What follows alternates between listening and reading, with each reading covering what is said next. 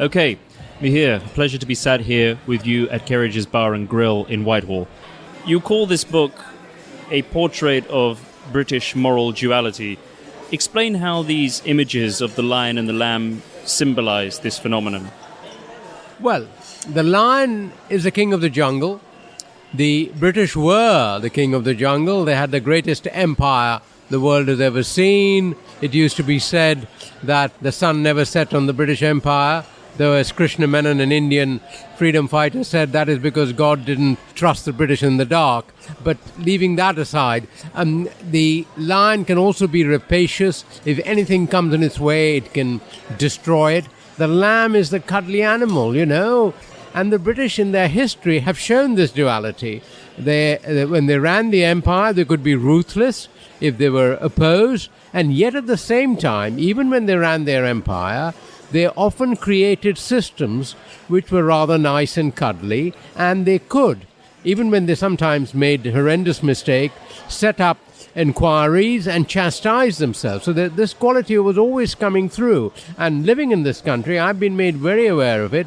I personally have gone through some terrible experiences in this country, been assaulted and feared for my life, and yet at the same time, I've had a lot of affection, a lot of opportunities I wouldn't have got in the land of my birth in India, and been made aware that the most common expression in this country, in fact one could call it the one term everybody in this country uses, is sorry. So much so that I now consider myself very British, because the other day when I hit my head against my own kitchen door, I said sorry, and then I realized I was saying sorry to the door. You know, it's that sort of world. It's a complex world, and one shouldn't reduce it to a soundbite of saying Britain is this or that. Britain is, if you like, a very interesting contradiction.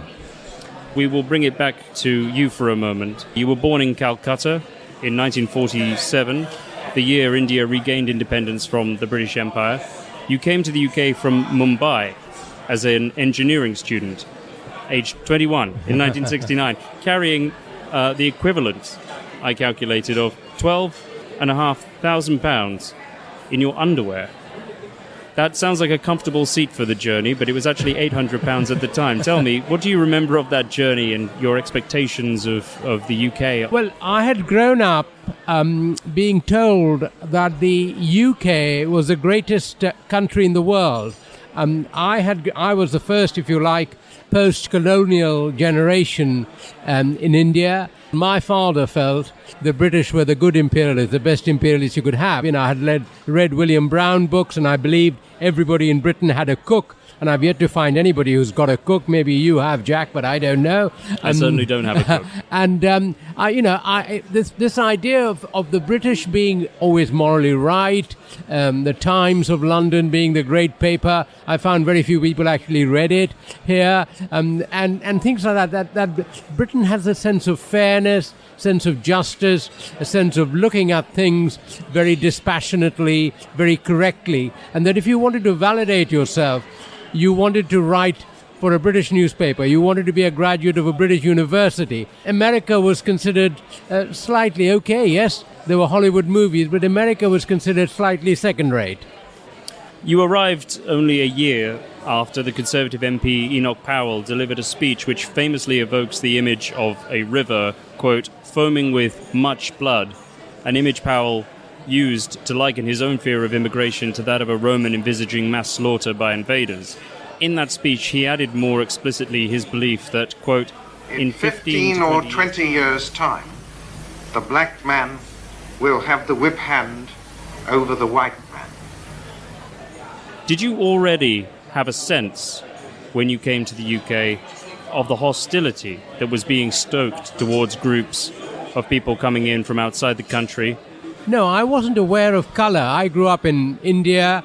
I was educated by Jesuits, though I'm not Catholic, but that was part of the educational system in India. But I wasn't aware that colour marked you out. It was only when I came to this country, I met an old woman who came up to me. We had a conversation, and then she said, well, you've obviously been well educated in this country. I hope you will go back to your country and use this education to get it out of poverty. And I'd only just arrived. But there's where the duality came in, because within a few weeks, I was standing as president for Loughborough University Students' Union. And I got elected. I'd hardly been in this country for 6 weeks. And a woman, an English woman, a girl student, there were in those days not very many women at Loughborough, it was largely a men's university, said that she had voted for me because she thought my face was honest, and that to me marked the duality. While it was made very clear to me that because of my brown skin I was different and I stood out, and when I came down to London from university to look for accommodation, I would look up the ads to look for rooms, and I would speak on the phone, and when I got there the rooms were gone. And one of them actually said to me finally, "I'm sorry, my husband wouldn't want an Indian to be given a room in a bedsit in this house." That is how, if you like, my colour perception changed. You began your journalism career at LBC Radio, and you still write on all the latest developments in football and cricket. You're a Tottenham fan, or sufferer, as fans of Tottenham like to call themselves. Sport has been a great influence on your life and has been a constant theme on your road to assimilation in British society. But you do write in the book of instances in which the tribal mentality in British sport has actively promoted racism and racially motivated assault, instances of which you've suffered from personally. Yeah, I began my journalism by bluffing my way into London Broadcasting by saying I was a very great cricket expert, and that London Broadcasting had just started a new radio station, commercial radio station. And from that moment I was always writing on sport, though I also used my accountancy qualification to write on business for many years. But I was reporting matches for the Sunday Times, football matches, and I had been sent to cover a match in Norwich. Norwich were playing Arsenal, and on the way back I got into the train. The train was full of Arsenal supporters, and one of them saw me, and then immediately he cried out, "Hit the coon over the head with a baseball bat." In those days that was a very popular song. I'm talking of 1980 now. And he started chasing me down the train, and he very nearly caught up with me, but as he did, a policeman intervened. And there were colleagues of mine with the Sunday Times. They insisted I lay charges, and I did lay charges. I went back to Norwich for the trial. What that showed, as I journeyed back with the police officer and my colleagues, was the other side of Britain, that this was a Britain saying, no, you were very nearly assaulted, you have the right to get justice. And when the trial took place and this guy pleaded guilty and he was fined, and I felt a bit sorry for him, and it was British justice working. And later on, a few months later, again, I was very badly threatened coming back from reporting a football match from Nottingham Forest. These were Chelsea fans threatening me, and they were about to sort of bash me up when the police intervened. And again, the Sunday Times then persuaded me to carry on reporting and actually wrote a big story about it. There wasn't, if you like, only a rapacious lion society which was willing to destroy people in its path. There was also the lamb element of the society which wanted to acknowledge if wrong had been done, that wrong should be highlighted. As you say, you had a lot of support from your colleagues at the Sunday Times during this period, but it didn't stop you having to drive all the way to particular matches because you couldn't be sure that on public transport you were entirely safe. Yes, in fact, I would plan my trips to football matches like a general planning a campaign. I would find out where the city was. I would find out the exact location of the football ground. I would get there 2 hours before the match started, and sometimes the stewards hadn't come in, so I could find a parking space very near the ground. I worked out that if the car was parked very near the ground, by the time I finished reporting, I could get in the car. The car was my shield, if you like, my tank. Once I got in the car, nobody could assault me, and then I could drive back home. So I had to plan, and for 5 years, I did not take a train reporting football matches. So how has the temperament changed in this country since then, from where you stand, and what or whom do you credit for that change? When the so-called coloureds came in the late 40s, 50s, there were very few non-white people living here. And as they started becoming part of society, as they made their moves, initially there was a lot of hostility. But the politicians, I must say, played a part. Race Relations Act came in, and a new generation of people came up who had no memories of the generation before the war. Their attitudes was different. I think pop music played a part in this, the Beatles, the Rolling Stones and all of them, because the culture that grew up was not just a unique white culture. It became a much more diffuse culture. Cuisine changed. When I first came here, the cuisine was dreadful. We are in this wonderful restaurant, and there weren't restaurants like this. Indian food used to be called blotting paper food. You had 11 pints, and that would be the only restaurant you would go. It was terrible food. Indian restaurants opened. Another factor was, and this affected the Asians particularly, the East African Asians came, who were actually quite well-off Asians. They were business people. They moved in. They started owning pharmacies and businesses. So the image of those Asians changed. You're right. I think these are your words. Those who voted to leave want Britain to roar like a lion, as it did for more than 200 years. In contrast, the Remainers saw Brexit as a self-inflicted wound, and they feel that the only option is to live happily with the Europeans and work out a common future. Brexit fades in and out throughout the duration of the book, but I'd like to know how you think these psychocultural, if I can use that word, phenomena can be reconciled, so as to minimize the risk of their becoming ever more toxic in a post-Brexit Britain. You see, what has happened with Brexit, and I start the book with my experiences with a Yorkshire farmer. My wife and I had gone walking there. We got lost, and the Yorkshire farmer rescued us in his Land Rover. It was very nice, and we spoke, and Brexit was coming. The referendum was coming. This was before the referendum. And I said, how would he vote? And he said he would vote to leave. Now, he told me that as a farmer, he got a lot of EU subsidy. He was going to vote to leave, to stop immigration. And then he looked at me and he said, "You're from Sri Lanka and I want my country back." Now, I'm not saying he was being racist, but he clearly saw me as an outsider, and he felt there were too many people here. Now, London is like the Venice, modern-day Venice. You could float it off and it would almost be a republic on its own. But Yorkshire, the Yorkshire that I'm talking about, is still very much the Yorkshire that was there in the 60s. And they have seen, if you like, two waves of migration. The first wave of migration is probably what I was at the tail end of it, the one that came after the war, the Windrush generation, the Indians and the Pakistanis, and then what was Bangladeshis. And then the second wave that came after the EU was formed, the Eastern European migration. And to a certain extent, I can understand that. Nobody told them the second wave was coming. And what has happened is not enough explanation has been given about why these people are here. What are they doing here? Let me quote from the book. You say that the decision to keep India in the Commonwealth when its membership had no real significance is today echoed in the Brexit debate about Britain's future relationship with the EU. In many ways, it reflects the fact that, for all their reputation for being decisive and liking cut-and-dry solutions, the British have always believed that when it comes to disengagement, there can never be a final goodbye. You refer to moments in history like this as typical of a country always wanting to eat and have its cake as well.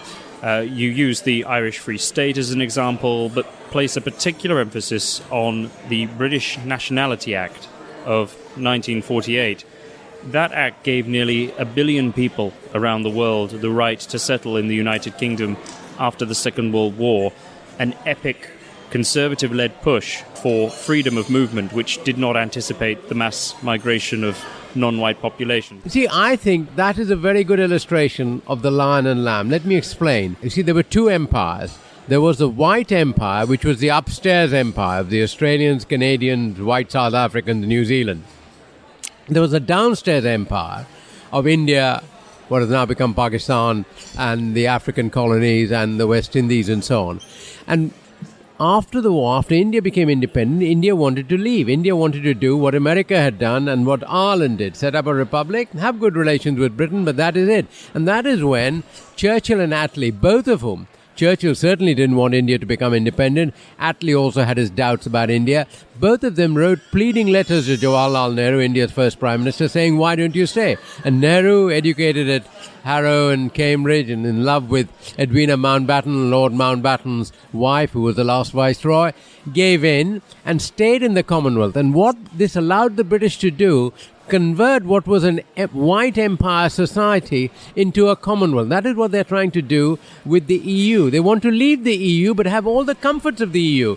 Free trade, they don't want to have free movement, but, no borders, things like that. But, the EU is a club with certain rules. You can't just leave the club and expect all the benefits of the club. So the British actually, despite the impression they give of hard decisions, firm pledges being made and fulfilled, actually that is the soft side of them, the lamb side of them. They want to be cuddled. They want to be told, no, you were good people, When you and I met, I just heard you give a proposal before an audience on what you call the 2 Gs of post-empire cognitive dissonance.